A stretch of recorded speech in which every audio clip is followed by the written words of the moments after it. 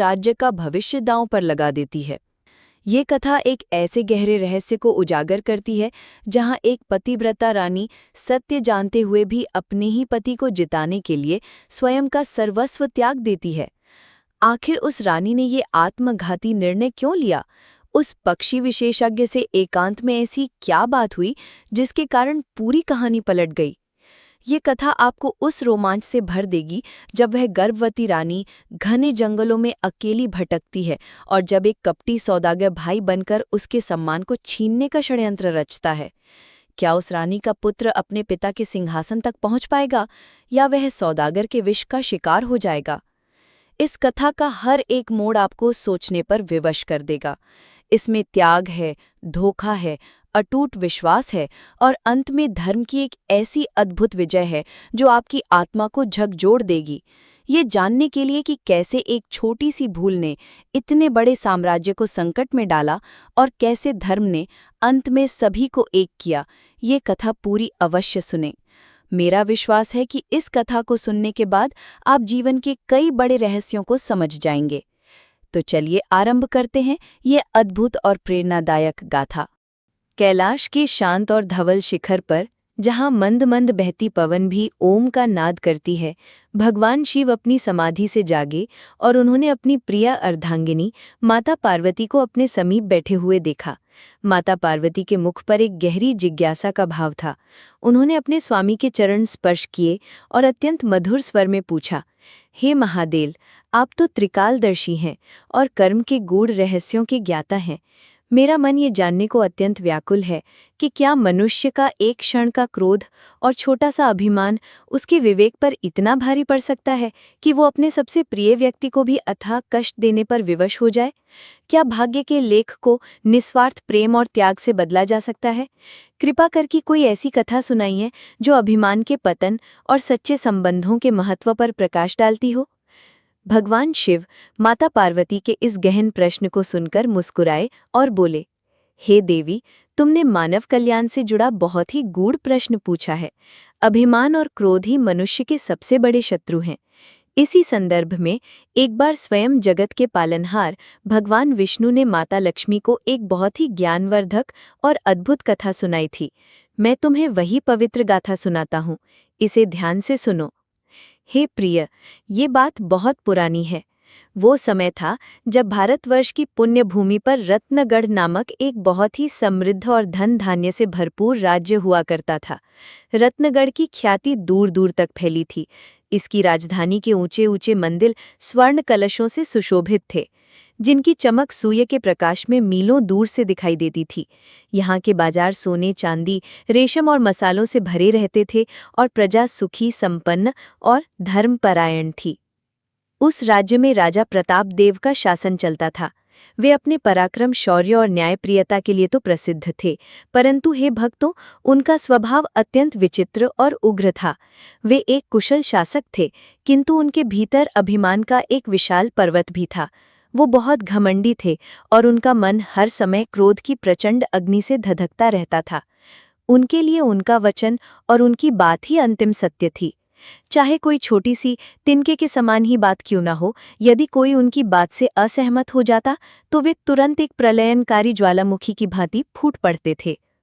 उनके राज दरबार में एक से बढ़कर एक चतुर मंत्री, स्वामी भक्त, सेवक और वीर सैनिक थे, परंतु सभी उनके इस रौद्र स्वभाव से भीतर ही भीतर थरथर कांपते थे।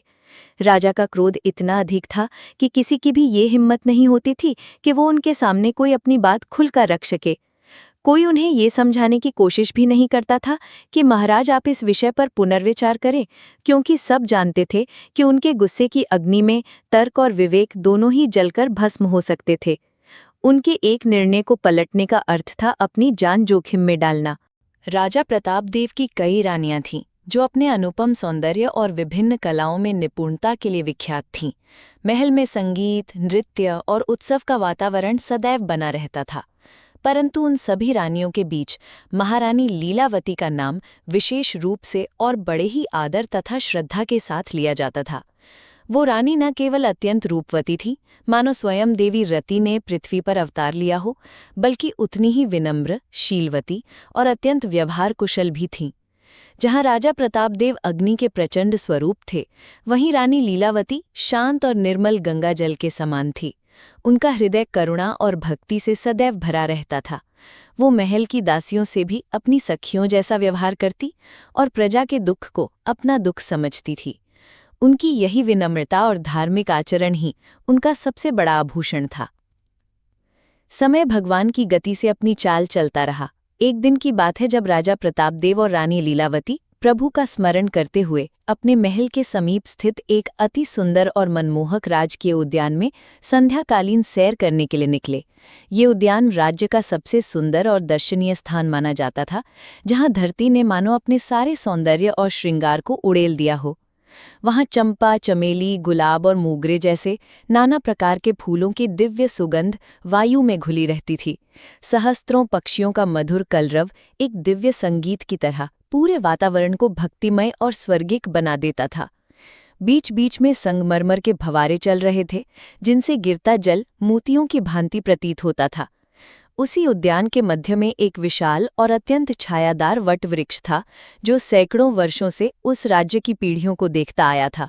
उसकी शाखाएं इतनी विशाल और फैली हुई थीं कि वो पुनः धरती को चूमकर जड़ों का रूप लेने को आतुर रहती थीं। उसी वृक्ष की घनी हरी डालियों पर उस दिन अचानक एक जोड़ा तोता और मैना आकर बैठ गया। वे दोनों पक्षी इतने सुंदर और आकर्षक थे कि मानो स्वर्ग के किसी दिव्य उपवन से उतरे हुए कोई दिव्य दूत हों। तोते का पन्ना जैसा चमकीला हरा और मैना का माणिक जैसा गहरा लाल वर्ण देखने वालों का मन मोह लेता था।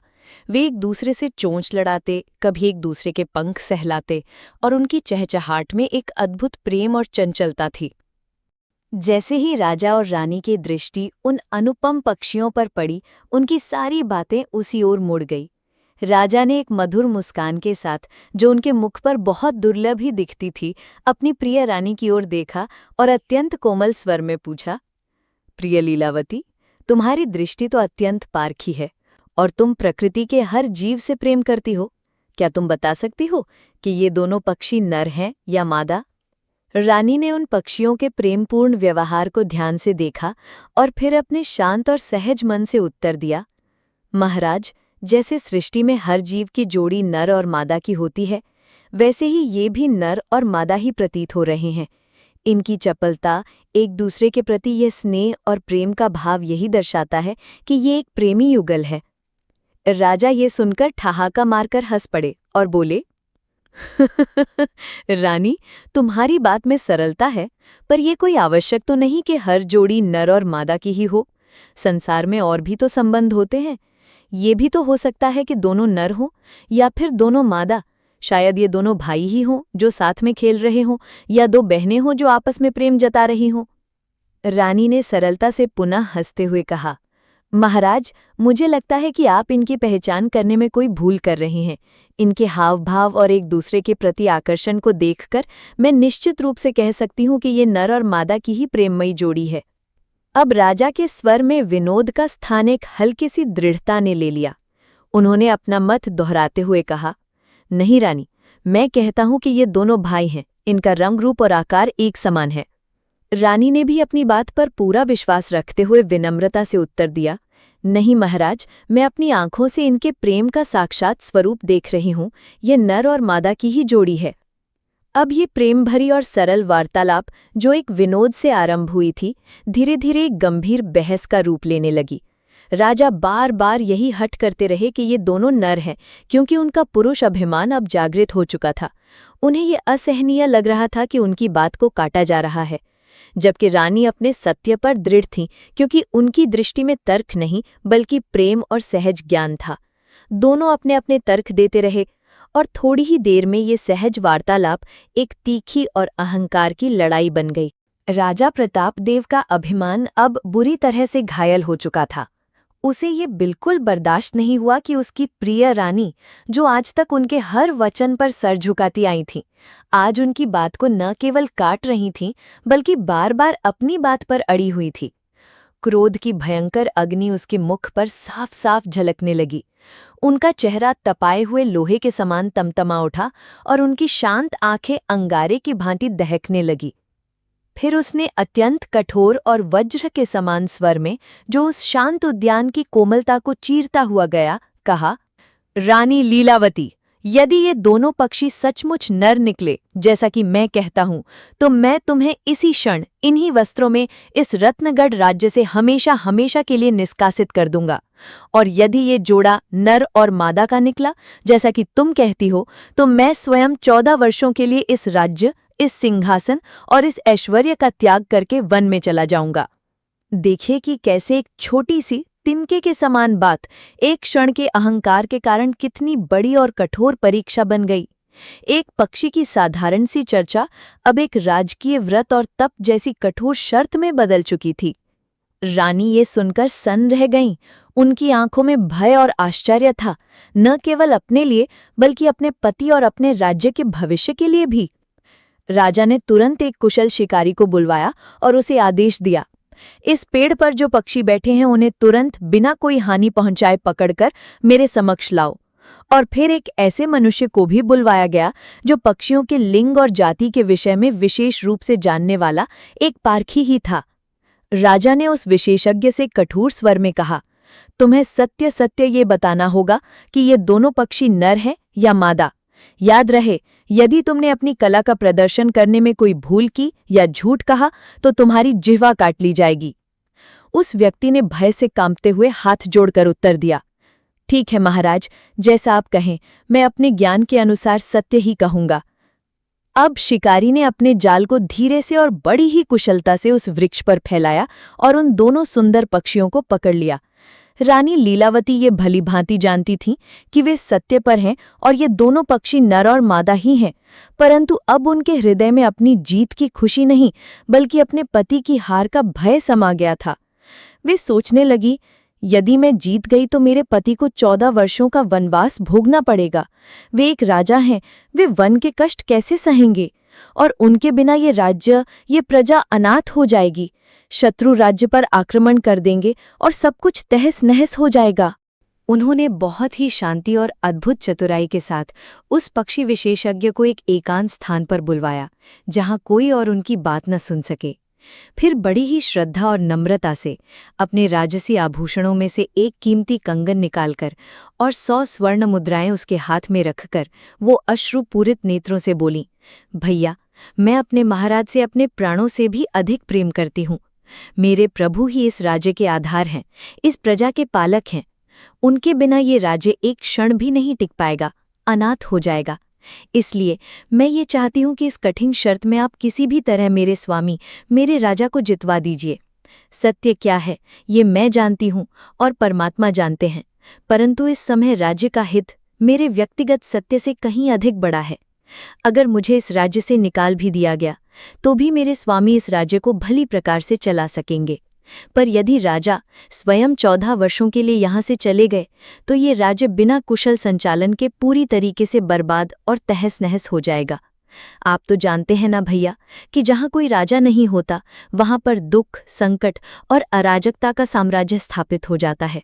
डाकू, लुटेरे और अन्यायी लोग प्रजा पर घोर अत्याचार करने लगते हैं। बस इसीलिए आपको ये छोटा सा झूठ बोलकर राजा को विजय दिलानी होगी। मैं आपके इस उपकार को जीवन भर नहीं भूलूंगी। उस पक्षी विशेषज्ञ ने जब रानी लीलावती के वचन सुने तो एक क्षण के लिए वो स्तब्ध रह गया। उसने अपने जीवन में धन और पद का लोभ बहुत देखा था, परंतु ऐसा त्याग, ऐसी पतिभक्ति और ऐसा निस्वार्थ प्रेम उसने आज पहली बार देखा था। एक महारानी जो स्वयं सत्य के पक्ष में थी, अपनी विजय को त्याग कर अपने सुख, अपने सम्मान और अपने भविष्य को केवल इसलिए दांव पर लगा रही थी ताकि उनके पति और उनके राज्य का अहित ना हो। उस विशेषज्ञ का हृदय श्रद्धा और सम्मान से भर गया। उसकी आंखों में आंसू आ गए और उसने रानी के चरणों में झुककर कहा, ठीक है महारानी जी, आप साधारण स्त्री नहीं, साक्षात देवी हैं। आपके त्याग के सामने मेरा सत्य बहुत छोटा है। राज्य का हित ही सर्वोपरि धर्म है। जैसी आपकी आज्ञा मैं वैसा ही करूंगा। आप धन्य हैं। इधर राज दरबार में एक विचित्र सन्नाटा पसरा हुआ था। सभी मंत्री, सामंत और दरबारी अपनी सांसें रोके उस निर्णय की प्रतीक्षा कर रहे थे जो उनके राज्य का भविष्य तय करने वाला था। राजा प्रतापदेव अपने सिंहासन पर पत्थर की मूर्ति की भांति बैठे थे। उनके मुख पर विजय का अहंकार और एक कठोर प्रतीक्षा का भाव था। तभी शिकारी उन दोनों पक्षियों को एक सोने के पिंजरे में लेकर दरबार में उपस्थित हुआ और उन्हें राजा के सामने पेश कर दिया। राजा ने उस पक्षियों के जानकार की ओर अपनी भेदती हुई दृष्टि से देखा और गरज कर पूछा, हाँ भाई, अब विलंब मत करो और बताओ, ये दोनों पक्षी क्या हैं? दोनों नर हैं या मादा? अब वो पक्षियों का जानकार, जो पहले ही रानी लीलावती से स्वर्ण मुद्राएं और उससे भी बढ़कर उनका आशीर्वाद ले चुका था और उनके महान त्याग से पूरी तरह प्रभावित था, उसे रानी के वचन को ही सत्य साबित करना था। उसने एक गहरी सांस ली, अपने हृदय में बैठे सत्य को एक कोने में दबाया और राज्य के धर्म को सर्वोपरि रखा। हालांकि वास्तव में एक पक्षी नर था और दूसरा मादा, लेकिन उसने पूरे आत्मविश्वास के साथ सिर झुकाकर कहा, महाराज, मैंने इन दोनों पक्षियों का गहन निरीक्षण किया है। पक्षी शास्त्र के अनुसार इस प्रजाति के नर पक्षियों के पंखों के नीचे एक सूक्ष्म नीली आभा होती है, जो इन दोनों में ही स्पष्ट रूप से विद्यमान है। अतः इसमें कोई संदेह नहीं कि ये दोनों पक्षी नर हैं, ये दोनों भाई हैं। राजा को क्या पता था कि वो झूठ बोल रहा है, और ये झूठ किसी लोभ में नहीं बल्कि एक महान रानी के त्याग के कारण बोला जा रहा है। राजा को जब ये उत्तर मिला तो उन्हें भीतर से एक प्रचंड प्रसन्नता हुई। उनका अहंकार संतुष्ट हो गया, उनकी बात सत्य सिद्ध हो गई। उन्होंने रानी की ओर एक विजय भरी और अपमानजनक दृष्टि से देखा और क्रोधित होकर बोले, रानी, तुम बहुत घमंडी और हठी हो गई हो। मैंने तुमसे कहा था, पर तुमने मेरी बात का मान नहीं रखा और मुझसे व्यर्थ का विवाद किया। अब तुम शर्त हार चुकी हो, अब तुम्हें ये राज्य छोड़कर जाना ही होगा। अब रानी लीलावती को देश निकाला मिल चुका था। उन्होंने झूठ के सहारे ये निर्णय तो करवा लिया, पर उनके मन में गहरी और असहनीय पीड़ा की लहर उठी। वो सोचने लगी, मैंने अपने पति को तो बचा लिया, पर अब मुझे अपने पति, अपने प्राणनाथ से ही अलग होना पड़ेगा। मैं ये वियोग, ये दूरी कैसे सहन करूंगी? तब रानी ने अपनी अंतिम आशा के साथ बड़ी ही नम्रता और करुणा से राजा से प्रार्थना की। वे अपने आसन से उठी, धीरे धीरे चलकर राजा के सिंहासन के पास गईं और हाथ जोड़कर बोली, महाराज, मुझे आपका निर्णय स्वीकार है। मैं अपनी भूल का दंड भोगने के लिए तैयार हूँ, पर मुझे देश निकाला मत दीजिए। मैं इस समय गर्भवती हूँ। आपके ही वंश का दीपक, इस राज्य का भावी उत्तराधिकारी मेरी कोख में पल रहा है। अब आप ही बताइए, ऐसी अवस्था में मैं कहाँ जाऊंगी, कैसे रहूंगी? इस अजन्मे शिशु का क्या अपराध है जो उसे अपने पिता और अपने राज्य की छाया से वंचित होना पड़े? रानी के मुख से अपने उत्तराधिकारी की बात सुनकर पूरे दरबार में एक क्षण के लिए सन्नाटा छा गया। मंत्रियों और दरबारियों को आशा की एक किरण दिखाई दी कि शायद अब राजा का हृदय पिघल जाएगा, पर राजा ने उनकी एक भी बात नहीं सुनी। उसका मन तो घमंड, क्रोध और अपनी जीत की सनक से पूरी तरह भर चुका था। वो विवेक से अंधा हो गया था। उसने और भी कठोरता से कहा, रानी, तुम शर्त हार चुकी हो। तुम चाहे गर्भवती हो या नहीं, इससे मेरे निर्णय पर कोई प्रभाव नहीं पड़ेगा। अब तुम्हें ये राज्य छोड़ना ही होगा। यही मेरा अंतिम और अटल निर्णय है। फिर राजा ने अपने निष्ठुर सिपाहियों को बुलाया और आदेश दिया, हमारी इस रानी को पकड़कर इन्हीं वस्त्रों में राज्य की सीमा से बाहर किसी ऐसे घने और भयावह जंगल में छोड़ आओ जहां से ये कभी लौट न सके। सैनिकों ने कांपते हुए राजा का आदेश माना। वे रानी लीलावती को ले गए और राज्य की सीमा पार करके एक ऐसे निर्जन और भयावह वन में उन्हें अकेला छोड़ दियो, जहां सूर्य का प्रकाश भी पत्तों को भेदकर धरती तक नहीं पहुंच पाता था, जहां दिन में भी रात्रि जैसा अंधकार रहता था। अब रानी उस अनंत अंधकार में अकेली खड़ी थी और सोचने लगी, हे ईश्वर, अब मैं क्या करूंगी? मैं अपनी रक्षा कैसे करूंगी? मैं इस भयानक जंगल में अपने गर्भस्थ शिशु के साथ कैसे जीवित रहूंगी? सैनिकों ने लौटकर राजा को सूचना दी, महाराज, हमने रानी को जंगल में छोड़ दिया है। राजा प्रतापदेव को इससे कोई विशेष फर्क नहीं पड़ा। उसकी तो कई रानियां थीं, एक के चले जाने से उसे कोई दुख नहीं हुआ। वो अपने अहंकार और अपनी विजय के मद में डूबा रहा। इधर रानी की हालत बहुत ही खराब हो चुकी थी। वे गर्भवती थी। दिन भर वे अपने गर्भस्थ शिशु की रक्षा के लिए सुरक्षित स्थान खोजती और रात्रि में हिंसक पशुओं के भय से किसी ऊंचे वृक्ष की ओट में या किसी गुफा के कोने में छिप जाती। वे कभी झाड़ियों के पीछे छिप जाती तो कभी वृक्षों के पत्ते और कड़वे फल खाकर अपनी भूख मिटाती। ऐसे ही रोते बिलखते और संघर्ष करते करते 3 महीने बीत गए। उनका राजसी शरीर कांटों और पत्थरों से शतविक्षत हो गया था। कोई भी उनका ध्यान रखने वाला नहीं था। पर कहते हैं जिसके पास कोई नहीं होता उसके पास स्वयं भगवान होते हैं। एक दिन पड़ोसी राज्य सूर्यगढ़ के धर्मात्मा और न्यायप्रिय राजा सूर्यकांत अपनी सेना के साथ शिकार खेलने के लिए उसी जंगल में आए। शिकार करते करते वे उसी स्थान पर पहुंचे जहां रानी लीलावती एक वृक्ष के नीचे भूख प्यास और थकान से अर्धमूर्छित अवस्था में पड़ी थीं। रानी ने घोड़ों की टापों की आवाज़ सुनी तो वे डर के मारे घनी झाड़ियों में और अंदर छिप गईं। राजा सूर्यकांत को झाड़ियों में कुछ रहस्यमयी हलचल सुनाई दी। उन्होंने सोचा कि यहाँ कोई बड़ा जंगली जानवर छिपा है। राजा ने अपने सैनिकों को आदेश दिया, इन झाड़ियों को चारों ओर से घेर लो, यहाँ कुछ न कुछ अवश्य छिपा हुआ है। सैनिकों ने अपने भाले, तीर और तलवारें निकालकर उन झाड़ियों को चारों तरफ से घेर लिया। रानी ये देखकर बुरी तरह डर गई। उनका हृदय कांपने लगा। रानी लीलावती सोचने लगी, हे प्रभु, आज तो ये लोग मुझे कोई शिकार समझकर मार ही डालेंगे। हे भगवान, अब मेरे और मेरे इस अजन्मे शिशु की रक्षा केवल आप ही कर सकते हैं। ये सोचकर उन्होंने कांपती हुई और करुण आवाज में पुकारा, भाइयों रुको, मैं कोई शिकार नहीं हूँ। मैं एक अभागिनी, दुखी और लाचार स्त्री हूँ। मुझे मारकर आपको क्या पुण्य मिलेगा? कृपया मेरी विनती सुनिए। जब राजा सूर्यकांत ने ये करुणा और पीड़ा से भरी हुई स्त्री की आवाज़ सुनी तो वे चकित हो उठे। उन्होंने तुरंत अपने सैनिकों को शस्त्र नीचे करने का आदेश दिया और अत्यंत प्रेमपूर्वक तथा मृदु स्वर में कहा, तुम कौन हो बहन? भयभीत मत हो। और यहाँ इस घोर वन में जहाँ मनुष्य का नामो निशान नहीं है, तुम अकेले कैसे आ गई? रानी ने अत्यंत दुखी स्वर में अपनी पहचान छिपाते हुए अपनी व्यथा सुनाई। भाइयों, इस संसार में मेरा अब कोई भी नहीं है, ना कोई रिश्तेदार, ना कोई अपना। मैं अकेली हूँ और भाग्य के सहारे इस वन में ही अपना जीवन काट रही हूँ। उधर राजा सूर्यकांत, जो स्वभाव से अत्यंत दयालु और धर्मात्मा थे, उनका हृदय ये सुनकर करुणा से पिघल गया। वो बोले, बहन, अब कोई चिंता मत करो, मैं तुम्हें आज से अपनी धर्म की बहन बनाता हूँ। तुम इन झाड़ियों से बाहर आओ, आज से तुम्हारे सारे दुख और कष्ट समाप्त हो गए। मैं तुम्हें अपनी बहन बनाकर अपने महल ले चलूंगा और तुम्हारा एक पिता की भांति पालन पोषण करूंगा। रानी लीलावती ने जब ये सुना तो उन्हें विश्वास ही नहीं हुआ।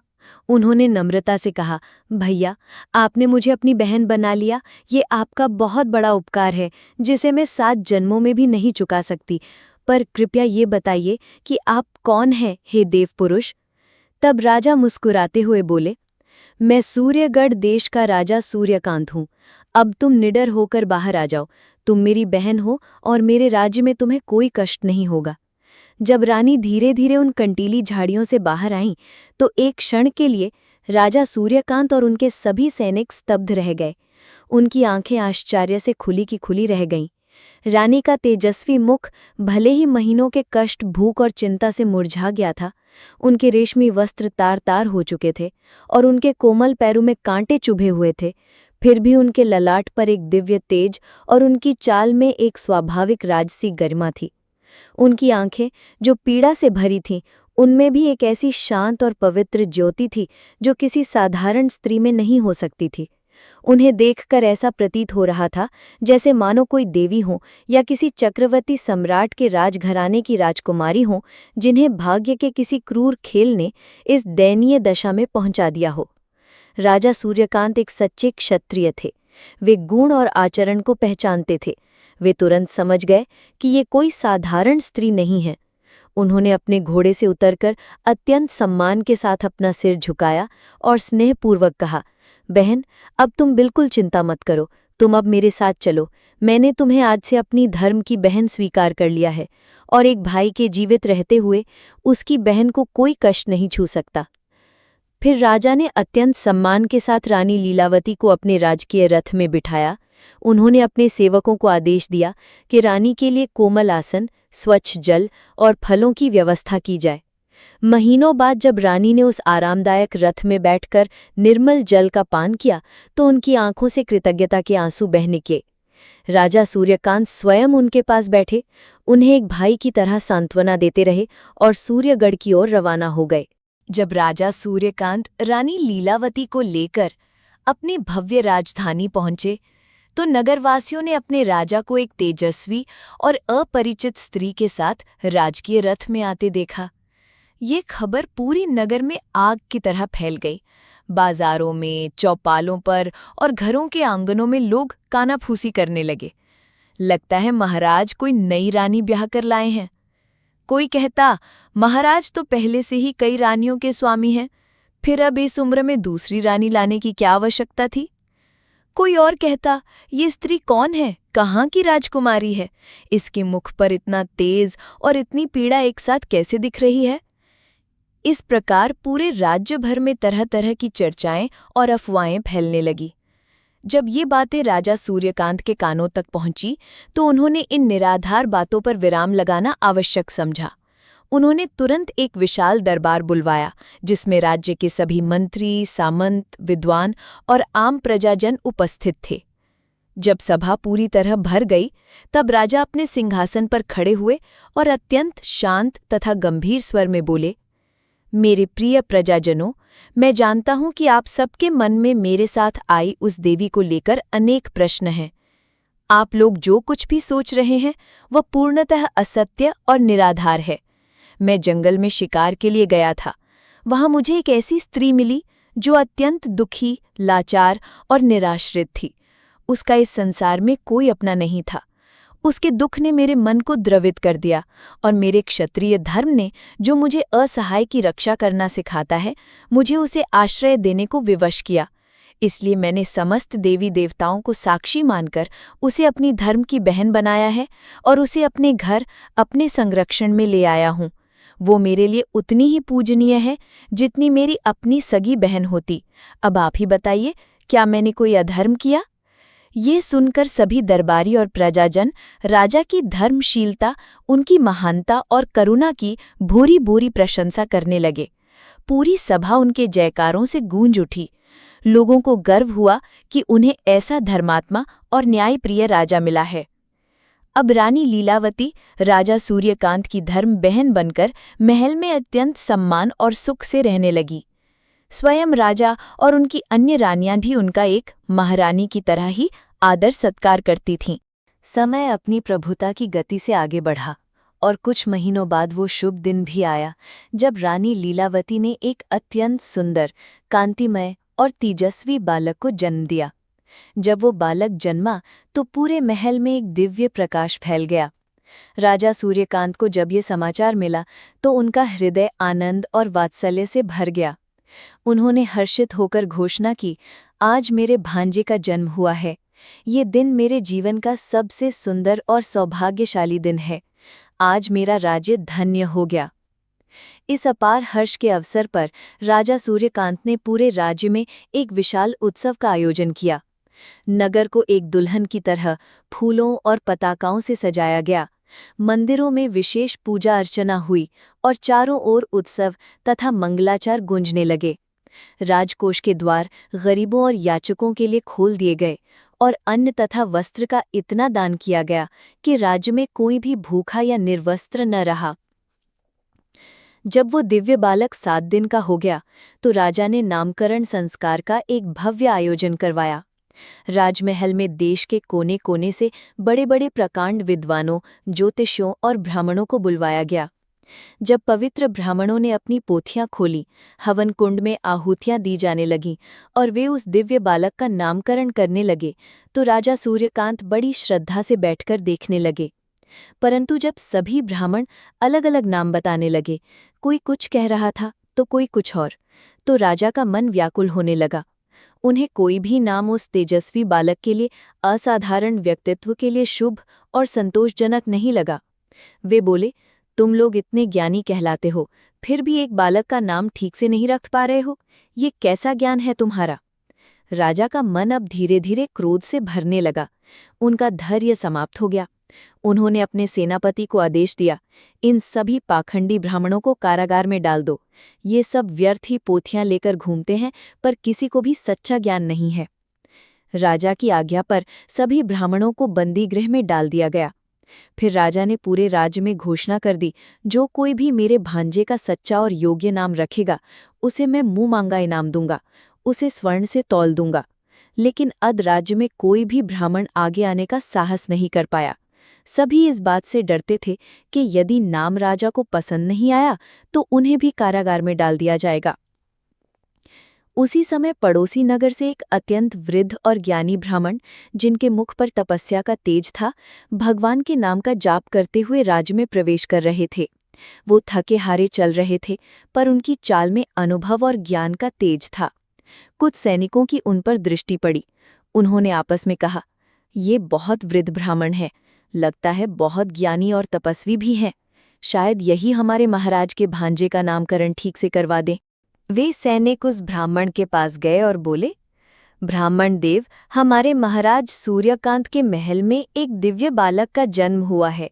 आपको उसका नामकरण संस्कार करना है, लेकिन कृपया ध्यान रखें, अब तक कई ब्राह्मण आप ही की तरह जेल जा चुके हैं, क्योंकि वे ठीक से जन्म का समय, मुहूर्त और नाम नहीं निकाल पाए। वह बूढ़ा ब्राह्मण मुस्कुराया और शांत स्वर में बोला, ठीक है पुत्रों, मैं तुम्हारे साथ चलता हूँ। जो कुछ भी प्रभु की इच्छा होगी वही होगा। मुझे कोई भय नहीं है। सैनिकों ने उन्हें आदरपूर्वक राजमहल लाकर राजा सूर्यकांत के सामने प्रस्तुत किया। राजा ने उन्हें देखकर हाथ जोड़कर स्वागत किया, उन्हें उचित आसन दिया और बोले, ब्राह्मण देव, मेरे भांजे का जन्म हुआ है, आपको उसका नामकरण संस्कार करना है। अब वह ब्राह्मण कोई साधारण व्यक्ति नहीं था, वह अत्यंत ज्ञानी, धर्मशील और प्रकांड विद्वान था। उसने अपनी पोथी खोली और कहा, महाराज, मैं इस बालक का सही नामकरण कर सकता हूँ, पर मेरी एक शर्त है। राजा ने नम्रता से कहा, कहिए ब्राह्मण देव, आपकी क्या शर्त है? ब्राह्मण बोला, हे राजन, मेरा आपसे विनम्र निवेदन है कि जिन निर्दोष ब्राह्मणों को आपने अपने क्रोध के कारण कारागार में डाला है, कृपया उन सबको ससम्मान मुक्त कर दीजिए। ज्ञान और ज्ञानी का अपमान करना राजा को शोभा नहीं देता, ये राज्य के लिए अशुभ होता है। राजा ने थोड़ी देर सोचा और फिर अपनी भूल को स्वीकार करते हुए बोले, ठीक है, मैं उन सभी ब्राह्मणों को तत्काल रिहा कर दूंगा। आप बस मेरे भांजे का नाम अच्छे से लिख दीजिए। ब्राह्मण ने सहमति दी और अपनी पवित्र पोथी खोल ली। उसने बालक की कुंडली, उसके ग्रह, नक्षत्र और उसके दिव्य गुणों को बड़ी गहराई से देखा। फिर राजा की ओर देखकर एक दिव्य मुस्कान के साथ शांत स्वर में बोला, हे राजन, ज्योतिष शास्त्र के अनुसार ये बालक किसी दूसरे राज्य का राजपुत्र है। इसके जन्म का स्थान बदल गया है, पर इसके भीतर चक्रवर्ती राजाओं जैसे दिव्य गुण हैं। इस बालक का जीवन अंधकार में भी उजियाला फैलाएगा। इसका भविष्य सूर्य के समान तेजस्वी और कीर्तिमान होगा। इसलिए समस्त नक्षत्रों और गुणों को ध्यान में रखते हुए इस बालक का नाम आज से होगा तेजस। ब्राह्मण के मुख से ये दिव्य नाम सुनते ही राजा, रानी और उपस्थित सभी लोग प्रसन्नता से भर उठे। सबने एक स्वर में कहा, ये नाम तो वास्तव में इस बालक के तेज को पूर्ण रूप से दर्शाता है। धन्य हैं आप ब्राह्मण देव। राजा को भी बालक का ये नाम बहुत ही अच्छा लगा। राजा ने उसी समय अपने यहाँ बंद किए गए सभी ब्राह्मणों को ससम्मान आज़ाद कर दिया और उस बूढ़े ब्राह्मण को स्वर्ण, वस्त्र और गायों का दान देकर आदर के साथ विदा किया। समय प्रभु की गति से अपनी चाल चलता गया। राजकुमार तेजस अपनी माता लीरावती और मामा सूर्यकांत के संरक्षण में धीरे धीरे बड़ा होने लगा। जब वो 7 वर्ष का हुआ तो वो न केवल शास्त्र और शस्त्र विद्या में, बल्कि अन्य बच्चों के साथ खेलकूद में भी अत्यंत निपुण हो गया। उसका साहस और निडर स्वभाव सभी को आकर्षित करता था। एक दिन की बात है, बालक तेजस अपने कुछ मित्रों के साथ नगर के बाहर की ओर खेलने चला गया। वहीं एक रेतीला और विस्तृत स्थान था। उन्होंने मिलकर वहां रेत का एक बहुत ही सुंदर और भव्य किला बनाया, जिसके चारों ओर छोटी छोटी खाइयां और बुर्ज भी थे। उसी समय वहां से जोरावर सेठ नाम का एक अत्यंत धनी व्यापारी गुजर रहा था। उस सौदागर के पास सैकड़ों ऊँट थे, जो सोने, चांदी और कीमती सामान से लदे थे। उसका काम था राजाओं के सामान को एक राज्य से दूसरे राज्य तक पहुंचाना। जोरावर सेठ अपने बड़े और भव्य काफिले के साथ आ रहा था। उसके साथ बहुत सारे ऊँट और सशस्त्र नौकर चाकर थे। जब जोरावर सेठ ने बच्चों को रास्ते में खेलते देखा तो उसने ऊंची और अहंकार भरी आवाज में कहा, ए बच्चों, यहां से हट जाओ, मेरा रास्ता रोके क्यों खड़े हो? परंतु तेजस, जो कि एक निडर और साहसी बालक था, वो सामने तन कर खड़ा हो गया और कहने लगा, तुम कौन हो? क्या तुम कोई दुश्मन हो जो हमारे रेत के इस भव्य किले पर हमला करने आए हो? मैं अपने किले का रक्षक हूँ। तुम अपने इन ऊँटों को लेकर किसी और रास्ते से चले जाओ। तेजस की यह वीर बालक जैसी बात सुनकर सौदागर को बहुत गुस्सा आया। वो सोचने लगा, मैं कोई साधारण आदमी नहीं हूं। मेरा तो बड़े बड़े राजाओं से उठना बैठना है और ये नन्हा बालक मुझे रास्ता दिखा रहा है। सौदागर बोला, अरे जिद्दी बच्चे, हट जा मेरे रास्ते से, वरना अच्छा नहीं होगा। पर तेजस अपनी बात पर चट्टान की तरह डटा रहा। दोनों के बीच कुछ देर बहस होने लगी, लेकिन तेजस अपनी बात से 1 इंच भी पीछे नहीं हटा। सौदागर को अब भयंकर क्रोध आ गया। उसने अपने ऊंट से उतरकर गुस्से में आकर तेजस को 2-4 थप्पड़ कसकर मार दिए। तेजस एक छोटा बालक था। वह दर्द से दुखी होकर रोता हुआ अपने महल की ओर भागा और जाकर अपने मामा सूर्यकांत से बोला, मामा जी, आज मैं नगर के बाहर खेलने गया था। वहां एक दुष्ट सौदागर मिला जो खुद को जोरावर सेठ कह रहा था। उसने मेरे बनाए हुए सुंदर किले को तोड़ दिया और मुझ पर हाथ भी उठाया। तेजस की ये बात सुनकर राजा सूर्यकांत को प्रचंड गुस्सा आया। उन्होंने प्यार से तेजस को अपनी गोद में बिठाया और कहा, बेटा तुम चिंता मत करो। जिसने भी तुम्हें मारा है मैं उसे इस गलती की ऐसी सजा दूंगा कि वो जीवन भर याद रखेगा। राजा ने तुरंत अपने कुछ चुनिंदा सैनिकों को साथ लिया और उस दिशा में अपने घोड़े दौड़ा दिए जहां से जोरावर सेठ आ रहा था। उधर जब जोरावर सेठ ने देखा कि राजा सूर्यकांत अपनी सेना लेकर उसी की ओर आ रहे हैं, तो वो घबरा गया। वो सोचने लगा, महाराज मुझ पर चढ़ाई क्यों कर रहे हैं? मैं तो कोई डाकू भी नहीं हूं, तो फिर मुझसे ऐसा क्या अपराध हो गया है? जोरावर सेठ उसी समय हाथ जोड़कर राजा सूर्यकांत के सामने उपस्थित हुआ और विनम्र स्वर में कहने लगा, महाराज मैं तो एक साधारण सौदागर हूँ। आप एक धर्मप्रिय राजा हैं। आपके सैनिक मेरे निर्दोष साथियों को क्यों मार रहे हैं? मुझसे यदि कोई भूल हुई हो तो कृपया मुझे कारण तो बताएं। राजा सूर्यकांत ने क्रोध में कहा, सौदागर, मैं तुझे क्षमा नहीं करूंगा। तूने मेरे प्राणों से प्रिय भांजे पर हाथ उठाया है। मैं उसे अपने पुत्र की तरह पालता हूं। तूने उस पर अन्याय किया है। ये सुनकर सौदागर व्याकुल हो उठा। वो तुरंत राजा के चरणों में गिर पड़ा और गिड़गिड़ाते हुए कहने लगा, महाराज मुझसे बहुत बड़ी भूल हो गई। मैं नहीं जानता था कि वो आपका भांजा है। कृपया मुझे अपने पुत्र के समान समझकर क्षमा कर दें। फिर सौदागर ने क्षमा याचना के साथ राजा को 1 लाख अशर्फियां भेंट की और करबद्ध होकर बार बार क्षमा मांगी। राजा सूर्यकांत का हृदय शांत हुआ। उन्होंने अशर्फियां स्वीकार की और सौदागर को क्षमा कर दरबार की ओर लौट गए। महल पहुंचकर राजा सूर्यकांत ने सौदागर का परिचय तेजस से करवाया, उसी तेजस से जिससे वो भूलवश रुष्ट हो गया था। अब जोरावर सेठ राजमहल में ही मेहमान बनकर ठहर गया। राजा ने अपने नगर की सुंदरता और उत्तम व्यवस्था उसे दिखाई। धीरे धीरे दोनों के बीच मित्रता बढ़ने लगी। कुछ दिन बीत गए। एक दिन महल में घूमते हुए सौदागर की नज़र रानी लीलावती पर पड़ी। रानी अत्यंत सुंदर, शांत और तेजस्विनी थी, मानो साक्षात देवी लक्ष्मी का रूप हो। रानी को देखकर सौदागर के मन में पाप और गलत विकार उत्पन्न हुआ। उसने मन ही मन सोचा, ये स्त्री तो अत्यंत ही सुंदर है। ये तो मेरे महल की रानी होनी चाहिए थी। फिर वो दुष्ट सौदागर राजा के पास गया और पूछने लगा, महाराज, ये दिव्य देवी कौन है जिनके तेज से ये महल और भी प्रकाशित हो रहा है? राजा ने सरल भाव से कहा, ये मेरी धर्म बहन है और यही तेजस की माता है जिससे तुम्हारा विवाद हुआ था। सौदागर बोला, महाराज, तब तो मुझे इनसे मिलकर अपने अपराध के लिए क्षमा मांगनी चाहिए। फिर वो रानी लीलावती के पास गया और कहने लगा, रानी जी, मुझसे बहुत बड़ी गलती हो गई जो मैंने आपके पुत्र को मारा। कृपया मुझे क्षमा कर दीजिए। वो ऐसा तो कह रहा था, लेकिन उसकी आंखों में अब भक्ति नहीं बल्कि हवस और विकार आ गया था। परंतु रानी का हृदय पवित्र और शांत था। उन्होंने कोमलता से उत्तर दिया, अब जो हो गया उसे भुला देना ही उचित है। मेरे हृदय में तुम्हारे प्रति कोई द्वेष नहीं है। अगले दिन जोरावर सेठ एक बहुत ही कीमती और अद्भुत हार, जिसकी कीमत 9 लाख अशर्फियां थी, उपहार के रूप में रानी को देने आया।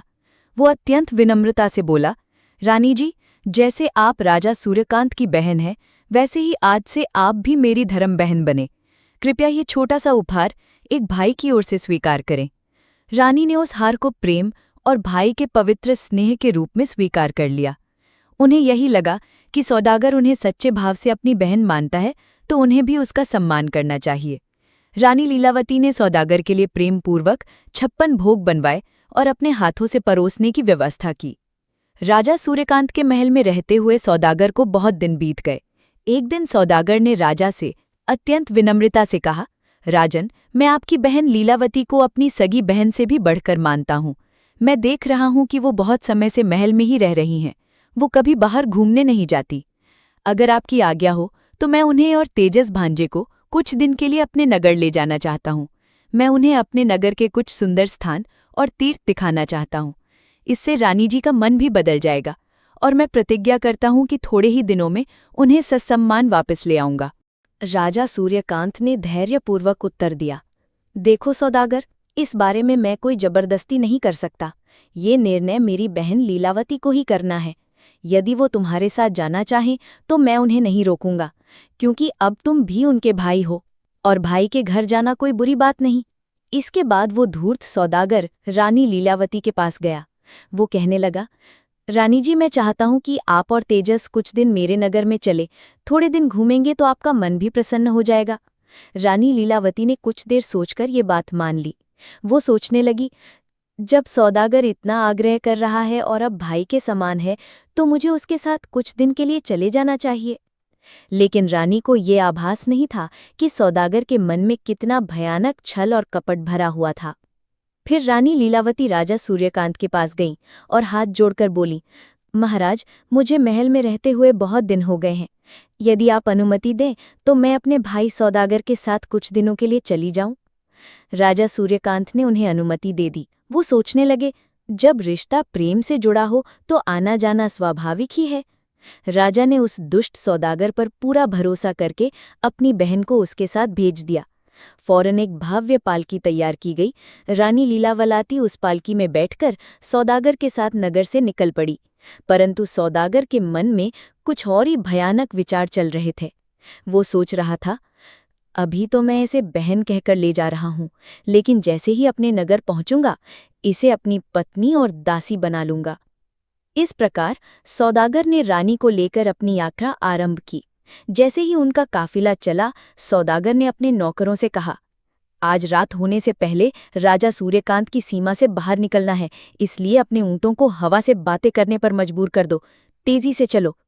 सभी नौकर अपने ऊँट, सामान और खजाने को लेकर तेजी से आगे बढ़ने लगे। सूरज ढलते ढलते वे राजा सूर्यकांत की सीमा से बाहर निकल गए। जब वे दूसरे राज्य में पहुंचे तो संध्या हो चुकी थी। फिर सौदागर ने एक सुरक्षित स्थान देखकर अपना डेरा लगवाया। रानी लीलावती के लिए एक सुंदर और भव्य तंबू लगवाया गया और तेजस के लिए एक अलग तंबू।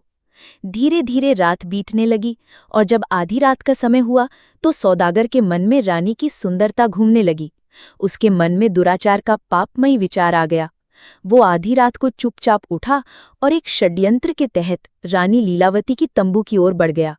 उसने जैसे ही तंबू में प्रवेश किया तो उसके पैरों की आहट से रानी की नींद खुल गई। रानी उठकर बैठ गई। जैसे ही उनकी दृष्टि जोरावर सेठ पर पड़ी तो वो सब कुछ समझ गई। वो समझ गईं कि सौदागर की नीयत अब ठीक नहीं रही। वो अब उन्हें बहन नहीं, किसी और ही पापमय दृष्टि से देख रहा है।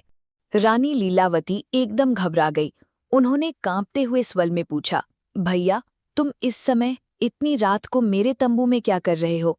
रानी की आवाज सुनकर जोरावर सेठ अपनी बुरी और राक्षसी मुस्कान के साथ हंसते हुए बोला, अब मुझे भाई मत कहो रानी, अब से तुम मेरी पत्नी बनोगी। रानी ये सुनकर घबरा उठी। अब उन्हें सौदागर की बुरी और घिनौनी नीयत का पूरा पता चल गया था। सौदागर ने कहा, रानी, जब से मैंने तुम्हें देखा है मैं तुम्हारी सुंदरता पर मोहित हो गया हूँ, इसीलिए मैं बहाना बनाकर तुम्हें यहाँ ले आया हूँ। अब तुम मेरे महलों की रानी और मेरी वासना की दासी बनोगी। तुम्हारे रूप से मेरा राजमहल और अधिक सुंदर लगेगा। रानी की आंखें ये सुनकर क्रोध से भर उठी। उनका चेहरा लाल हो गया। उन्होंने तुरंत अपनी तलवार निकाली और दुर्गा का रूप धरकर कठोर स्वर में बोली, दुष्ट, अधर्मी, अगर तूने मुझे गलत नजर से छूने की भी कोशिश की तो मैं तेरा सिर धड़ से अलग कर दूंगी और खुद भी अपनी जान दे दूंगी। मेरे भाई सूर्यकांत ने तुझ पर विश्वास किया और तूने उसी विश्वास को अपनी वासना से तोड़ दिया। किसी ने सच ही कहा है, दूध चाहे जितना भी डालो, नीम की जड़ में कभी मिठास नहीं आती। दुष्ट व्यक्ति कभी सुधर नहीं सकता। 4 प्रकार के लोगों से चाहे जितना भी प्रेम कर लो, वे कभी सच्चा संबंध नहीं निभाते। पहला जो कामी और चंचल मन वाला हो, दूसरा जो धन का लोभी हो, तीसरा जो चापलूस हो और चौथा जो आपका पुराना शत्रु हो और आपसे कभी हार चुका हो। इन चारों पर कभी भी भरोसा नहीं करना चाहिए, न ही इन्हें कोई बड़ी जिम्मेदारी भी नहीं सौंपनी चाहिए। रानी के तेज और क्रोध से भरे शब्द सुनकर सौदागर थोड़ा डर गया और बोला, अगर तुम मेरी बात नहीं मानेगी तो मैं तुझे अपनी सबसे गहरी कैद में डाल दूंगा।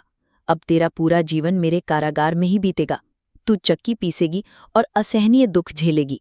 रानी ने शांत और दृढ़ स्वर में कहा, मुझे तेरी हर सजा मंजूर है, लेकिन मैं कभी भी तेरी पत्नी नहीं बन सकती। मैं एक पतिव्रता क्षत्राणी हूँ, अपने धर्म से कभी नहीं डिग सकती। अब रानी और सौदागर के बीच बहुत देर तक बहस होती रही। सौदागर बार बार रानी को डराने और फुसलाने की कोशिश करता रहा, लेकिन रानी अपने धर्म और अपनी मर्यादा पर हिमालय की तरह अडिग रही। जब सवेरा हुआ तो क्रोध में जलता हुआ वो दुष्ट सौदागर अपने तंबू में लौट गया। फिर उसने अपने एक नौकर को बुलाया और आदेश दिया, अब पूरा काफिला यहाँ से निकल पड़े, हम अपने नगर की ओर चलेंगे। एक दिन की लंबी यात्रा के बाद सौदागर अपने नगर में पहुंच गया। सौदागर बहुत धनवान था। उसके पास धन दौलत की कोई कमी नहीं थी। उसका महल भी किसी राजमहल जैसा ही भव्य था। सौदागर ने रानी लीलावती को अपने महल के एक अंधकारमय कारागार में डाल दिया और उन्हें बहुत ही कठिन कामों में लगा दिया। रानी का पुत्र तेजस भी अत्यंत दुख में था। उसे भी कठोर कार्यों में लगाया गया। सौदागर उसे गाय चराने भेज देता और उसकी बहुत उपेक्षा करता। तेजस के मन में सौदागर के प्रति क्रोध बढ़ता गया। वो मन में सोचने लगा, कब वो दिन आएगा जब मैं इस अन्यायी सौदागर से अपनी माँ और अपने अपमान का बदला लूंगा। दूसरी ओर सौदागर भी यही सोचता रहा, ये बालक बड़ा होकर मेरे लिए बहुत बड़ा खतरा बनेगा। इससे पहले कि ये कुछ कर सके, मुझे इसे अपने रास्ते से हमेशा के लिए हटा देना चाहिए। ऐसा सोचकर एक दिन सौदागर ने तेजस को अपने पास बुलाया और बड़े प्रेम का ढोंग करते हुए कहा, बेटा, आज तुम हमारे साथ भोजन करोगे। आज मैं खुद अपने हाथों से तुम्हें स्वादिष्ट भोजन खिलाऊंगा। तेजस ने मन में सोचा, आज सौदागर बहुत प्रसन्न है, लगता है जैसे वो अब मेरा सच्चा मामा बन गया है। परंतु तेजस को ये नहीं पता था कि सौदागर के मन में कितना भयानक कपट और धोखा भरा हुआ है। उस दुष्ट सौदागर ने भोजन में प्राणघातक विष मिला गया और तेजस को खिला दिया। जहर मिला हुआ भोजन खाने के कारण बालक तेजस बेहोश हो गया। उसके शरीर में कोई हरकत नहीं थी, लेकिन उसकी सांसें अभी भी धीमी धीमी चल रही थीं। दुष्ट सौदागर ने उस 7 साल के मासूम बालक को एक मोटे कपड़े की गांठ में लपेटकर और उसे घोड़े पर लादकर एक घने और भयानक जंगल में ले जाकर फेंक आया। वो सोचने लगा, अब तो जंगली जानवर इसे खा जाएंगे और मेरा रास्ता हमेशा के लिए साफ हो जाएगा। ऐसा करके वो पापी सौदागर वापस अपने महल में लौट आया।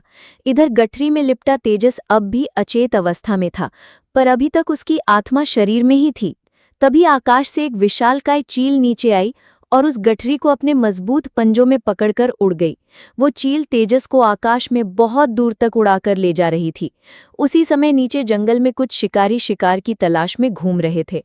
उनकी नज़र जब ऊपर चील पर पड़ी तो उन्होंने देखा कि चील के पंजों में कोई भारी सी गठरी है। वे आपस में बोले, लगता है इसमें कोई कीमती चीज है जिसे ये चील कहीं से उठाकर ले जा रही है। फिर उनमें से एक कुशल शिकारी ने अपना धनुष उठाया और चील पर अचूक निशाना लगाया। तीर लगते ही चील का एक पंख कट गया। चील डगमगाकर उस गठरी समेत एक गहरी नदी में जा गिरी। शिकारियों ने तुरंत दौड़ लगाई और बिना समय गवाए उस गठरी को पानी से बाहर निकाला। जब उन्होंने गठरी खोली तो उनकी आंखें आश्चर्य से खुली की खुली रह गई। उसमें एक 7 साल का नन्हा बालक था और उसकी सांसें अब भी चल रही थी। वे बालक को तुरंत अपने गांव ले आए और गांव के वैद्य को बुलाकर उसका इलाज शुरू करवाया। वैद्य ने उसे कई दुर्लभ औषधियां दी, शरीर पर लेप किया, लेकिन तेजस को होश नहीं आ रहा था। पूरा 1 सप्ताह बीत गया। 8वें दिन प्रभु की कृपा से तेजस ने अपनी आंखें खोली। जब वो होश में आया तो शिकारियों के चेहरों पर संतोष और प्रेम का भाव भर गया। अब वो सभी तेजस से गहरा स्नेह करने लगे थे। तेजस की सेवा और देखभाल शुरू हुई। धीरे धीरे वो पूरी तरह स्वस्थ होता गया। जब तेजस पूर्ण रूप से ठीक हो गया तब शिकारी दल के मुखिया ने उससे पूछा, बेटा, तुम कौन हो? तुम किस देश के राजकुमार हो और तुम्हारी ये दशा कैसे हुई? तब तेजस ने अपनी जीवन की पूरी करुण कथा उन्हें सुना दी कि वो राजा सूर्यकांत का भांजा है और किस तरह धोखेबाज सौदागर ने उसकी मां को बंदी बना लिया और उसे जंगल में मारने के लिए छोड़ दिया। सारी बात सुनकर शिकारी मुखिया की आंखों में क्रोध की ज्वाला भड़क उठी। वो बोला, बेटा, अब तुम चिंता मत करो, मैं और मेरे सभी साथी मिलकर तुम्हारी वीर माता को उस पापी सौदागर की कैद से जरूर छुड़ाएंगे। बस तुम हमें उस दुष्ट का नाम और उसका पता बता दो। तेजस ने सौदागर का नाम और ठिकाना उन्हें बता दिया। अब मुखिया ने अपने कुछ सबसे बहादुर साथियों को चुना और तेजस को साथ लेकर सौदागर के गांव की ओर निकल गया। उधर सौदागर मन ही मन बहुत प्रसन्न था। वो सोच रहा था, अब तो तेजस मेरे रास्ते से हट गया है। अब एक ना एक दिन रानी लीलावती मेरी बात मान ही लेंगी। अब वो रानी को और भी ज्यादा दुख और यातनाएं देने लगा। उसने अपने नौकर से कहा, रानी लीलावती से दिन भर चक्की पिसवाई जाए, उसे एक पल का भी आराम नहीं मिलना चाहिए। अब सौदागर रानी लीलावती पर बहुत अत्याचार करने लगा था। बेचारी रानी पूरे दिन चक्की चलाती रहती और उनकी हालत अब बहुत ही दुखद और करुणामय हो गई थी। उधर महाराज सूर्यकांत के मन में भी ये विचार बार बार आने लगा। सौदागर ने 1 महीने का वादा किया था कि वो मेरी बहन को घुमाकर ले आएगा, पर अब तो 3 महीने से भी ज्यादा हो गए हैं और वो लौटा ही नहीं। कहीं कोई अनहोनी तो नहीं हो गई? मुझे खुद जाकर देखना चाहिए कि आखिर बात क्या है। ये सोचकर महाराज सूर्यकांत अपने घोड़े पर सवार हुए और जोरावर सेठ के गांव की ओर चल पड़े। उधर दूसरी तरफ शिकारियों का दल तेजस को साथ लेकर उसी दुष्ट सौदागर के गांव की ओर जा रहा था। जब ये दोनों अलग अलग दल एक ही मार्ग पर आ रहे थे, तब उनका आमना सामना हो गया। महाराज सूर्यकांत ने जैसे ही अपने भांजे तेजस को शिकारियों के साथ देखा, तो उन्हें ये भ्रम हो गया कि ये डाकू लोग शायद तेजस को बांध कर ले जा रहे हैं। उन्होंने बिना समय गवाए धनुष उठाया और एक तीक्ष्ण बाण शिकारियों के मुखिया की ओर छोड़ दिया। ये देखकर तेजस घबरा गया और चिल्लाता हुआ अपने मामा की ओर दौड़ा। वो उनके पास जाकर बोला, मामा जी रुक जाइए, ये लोग हमारे शत्रु नहीं मित्र हैं। इन्हीं की कृपा से मैं आज जीवित हूँ। इन्होंने मेरी रक्षा की है, इन पर आक्रमण मत कीजिए। मुझे तो उस दुष्ट जोरावर सेठ ने विष खिलाकर जंगल में फेंक दिया था और मेरी माँ को उसने आज तक अपनी कैद में बंदी बनाकर रखा है। तेजस की ये बात सुनकर राजा सूर्यकांत का हृदय दुख और प्रचंड क्रोध से भर गया। उन्होंने तुरंत अपना सिर झुकाकर शिकारियों के मुखिया से क्षमा मांगी और बोले, मुझे क्षमा कर दीजिए मित्र, मैं तो समझ रहा था कि कोई लुटेरा मेरे भांजे को ले जा रहा है, इसलिए मैंने आप पर बाण चलाया, कृपया मुझे क्षमा करें। ये सुनकर शिकारियों का मुखिया बोला, नहीं महाराज, इसमें आपकी कोई गलती नहीं है। मैं तो खुद आपके भांजे को साथ लेकर उस पापी सौदागर को सबक सिखाने जा रहा था। अब हम उसे जीवित नहीं छोड़ेंगे। फिर उन्होंने आपस में विचार विमर्श किया और सौदागर से बदला लेने के लिए सभी एक होकर उस ओर चल दिए। अब आगे ये भी जान लीजिए कि राजा प्रतापदेव, जो रानी लीलावती के पति थे, जिन्होंने रानी को कभी देश निकाला दे दिया था, वे अब बहुत पछता रहे थे। वे हर दिन सोचते थे, मैंने अपनी धर्मपत्नी रानी लीलावती को निकाल तो दिया, पर उसके बाद किसी भी रानी से मुझे कोई संतान नहीं हुई। अब तो ऐसा लगता है कि मेरा वंश ही समाप्त हो जाएगा। काश मुझे मेरी रानी लीलावती फिर से मिल जाती। मैंने क्रोध में आकर कितना बड़ा पाप कर दिया। अब उनके हृदय में पछतावे और प्रेम का भाव उमड़ने लगा था, लेकिन वे कर भी क्या सकते थे। उन्हें तो ये भी नहीं पता था कि रानी जीवित भी हैं या नहीं। उसी दिन राजा प्रतापदेव को किसी राजकीय कार्य से जोरावर सेठ के घर जाना था, क्योंकि जोरावर सेठ का सभी बड़े राजाओं के साथ उठना बैठना और व्यापार होता था। उसका महल भी किसी राजा के महल से कम नहीं था। वो भी उसी तरह राजसी ढंग से जीवन बिताता था जैसे कोई राजा रहता है। राजा प्रतापदेव को अपने राज्य के व्यापार से जुड़े एक महत्वपूर्ण काम के लिए जोरावर सेठ से मिलने जाना था। जब राजा प्रतापदेव सौदागर के महल पहुंचे तो सौदागर ने बड़े प्रेम और सम्मान के साथ उनका स्वागत किया, परंतु दोनों को ये ज्ञात नहीं था कि जो रानी आज सौदागर के कारागार में असहनीय कष्ट झेल रही हैं, वो रानी प्रतापदेव की ही प्राणप्रिय पत्नी है, और सौदागर जिसे अपनी कैद में रखे हुए हैं, वो किसी समय रतनगढ़ की महारानी रही थीं। उधर राजा प्रतापदेव सभा में बैठकर सौदागर से व्यापार की बात कर रहे थे। उसी समय राजा सूर्यकांत, तेजस और शिकारियों का दल भी उसी सभा में गरजते हुए पहुंच गए। अब सूर्यकांत और शिकारी मुखिया ने सौदागर को देखकर क्रोध से ललकारा, दुष्ट पापी सौदागर, आज तुझे तेरे पापों का दंड मिलेगा, तुझे हम जीवित नहीं छोड़ेंगे। जब सौदागर ने तेजस को जीवित देखा और उसके साथ राजा सूर्यकांत और उनकी सेना को देखा, तो उसका चेहरा भय से पीला पड़ गया। वो डर के मारे कांपने लगा, उसके पैरों तले की जमीन खिसक गई। वो चुपचाप अपने सिंहासन पर पत्थर की मूर्ति की तरह बैठा रहा। तभी राजा प्रतापदेव बोले, राजा सूर्यकांत, ये सौदागर मेरे राज्य का सहयोगी है। हमारे व्यापार में इसने कई बार हमारी सहायता की है। आप इसे मारना क्यों चाहते हैं? क्या ये एक राजा के लिए उचित होगा? तब राजा सूर्यकांत ने शांत परंतु दृढ़ स्वर में राजा प्रतापदेव को पूरी सच्चाई बताई। महाराज प्रतापदेव, ये सौदागर एक दुष्ट और अधर्मी प्रवृत्ति का व्यक्ति है। ये मेरी धर्म की बहन को अपने महल में बंदी बनाकर घोर कष्ट दे रहा है। और ये बालक तेजस मेरे धर्म का भांजा है। एक समय की बात है, जब मैं वन में शिकार करने गया था तो मुझे एक बहुत ही दुखी और असहाय स्त्री मिली थी।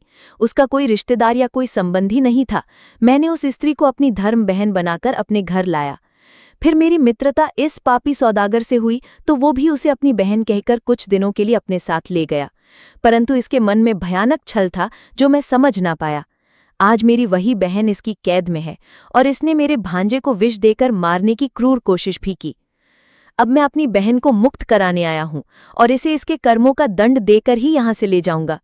पूरी बात सुनने के बाद राजा प्रतापदेव गंभीर हो गए। उन्होंने सौदागर से कहा, अगर ऐसा है तो इस स्त्री को तुरंत और ससम्मान मुक्त किया जाए। फिर सौदागर ने कांपते हुए एक नौकर को भेजा। नौकर रानी के पास गया और बोला, बहन, अब तुम इस सौदागर के बंधन से मुक्त हो रही हो। बाहर कोई तुम्हारा इंतजार कर रहा है। रानी लीलावती बहुत घबराई हुई थी। उन्होंने सोचा, जिसने मेरे पुत्र को मारने की कोशिश की वो अब मुझे किस और बड़ी विपत्ति में डालने के लिए ले जा रहा है। पर जब वो नौकरों के साथ सभा में आईं तो वहां पहले से ही राजा प्रतापदेव बैठे थे। उनका पुत्र तेजस भी वहां था और उनके धर्मभाई सूर्यकांत भी वहीं खड़े थे। रानी की स्थिति बहुत ही दीन, दुर्बल और पीड़ादायक थी। उन्होंने बहुत कष्ट झेले थे। उनके वस्त्र फटे हुए थे और शरीर पर घाव थे। अपनी बहन को इस अवस्था में देखकर सूर्यकांत का क्रोध ज्वालामुखी की तरह फट पड़ा। उन्होंने कहा, दुष्ट सौदागर, मैं तुझे अब नहीं छोड़ूंगा। तूने मेरी देवी समान बहन को न जाने कितनी अमानवीय यातनाएं दी हैं। उधर रानी लीलावती ने जब अपने पति प्रतापदेव को देखा तो वे उन्हें तुरंत पहचान गईं और राजा प्रतापदेव भी उन्हें देखकर चकित और स्तब्ध रह गए। वो बोले, हे देवी, आप कौन हैं? आप तो मेरी रानी लीलावती की तरह ही प्रतीत हो रही हैं। क्या आप वही हैं? रानी लीलावती हाथ जोड़कर और अश्रु बहाते हुए धीरे धीरे बोली, महाराज, क्या आपने मुझे इतनी जल्दी भुला दिया? मुझे तो कभी ये उम्मीद भी नहीं थी कि मैं आपको पुनः देख पाऊंगी। आपको याद है ना, जब हमारे बीच एक जोड़ी पक्षियों को लेकर विवाद हुआ था, जिन्हें आपने 2 नर बताया था, वो वास्तव में एक नर और एक मादा थे। मैंने पक्षियों के जानकार को चुपचाप 100 अशर्फियां दी थीं ताकि वो आपकी बात को ही सही कह दे, क्योंकि मैं नहीं चाहती थी कि आप अपने राज्य और प्रजा को छोड़कर जाएं। लेकिन आपने मुझे ही वनवास दे दिया और अपने सैनिकों से मुझे जंगल में छुड़वा दिया। उस समय मैं गर्भवती थी महाराज। मेरे पेट में आपका ही पुत्र, आपका ही वंश पल रहा था। तब मेरे धर्म के भाई राजा सूर्यकांत ने मुझे पूरे मान सम्मान के साथ अपने घर में स्थान दिया। वही मेरी कोख से आपके इस पुत्र का जन्म हुआ। ये वो मार्ग है जो निस्संदेह अत्यंत कठिन है। अपने शत्रु को जिसने तुम्हें अता पीड़ा दी हो, उसे उस समय क्षमा करना जब तुम्हारे हाथ में उसे दंड देने की पूरी शक्ति हो, इससे बड़ा तप और कोई नहीं है। परंतु वही मार्ग अंततः विजय का सच्चा, स्थायी और सनातन मार्ग होता है। स्मरण करो रामायण का वृत्तांत, जब रावण जैसे अधर्मी, अहंकारी, बलशाली और मायावी राक्षस ने माता सीता का हरण किया, तब प्रभु श्री राम के पास सैकड़ों कारण थे कि वे क्रोध में आ जाएं और अपनी योग माया से एक क्षण में सृष्टि का विनाश कर दें। वे चाहते तो सीधा युद्ध आरंभ कर सकते थे, परंतु उन्होंने क्या किया? उन्होंने पहले शांति और विनय का संदेश अंगद के द्वारा भिजवाया।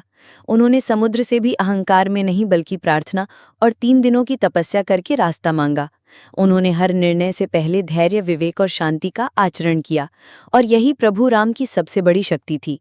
उनका बल उनके बाणों में उतना नहीं था जितना उनके शांत और क्षमाशील हृदय में था। अब इस कथा को रानी लीलावती के जीवन से जोड़कर देखो। उस देवी को उसके ही पति ने, जिसने अग्नि के समक्ष उसकी रक्षा का वचन लिया था, निर्दयतापूर्वक वनवास दे दिया। उसने अपने ही हाथों अपने सुखी जीवन को उजड़ते हुए देखा। वो गर्भवती अवस्था में भयानक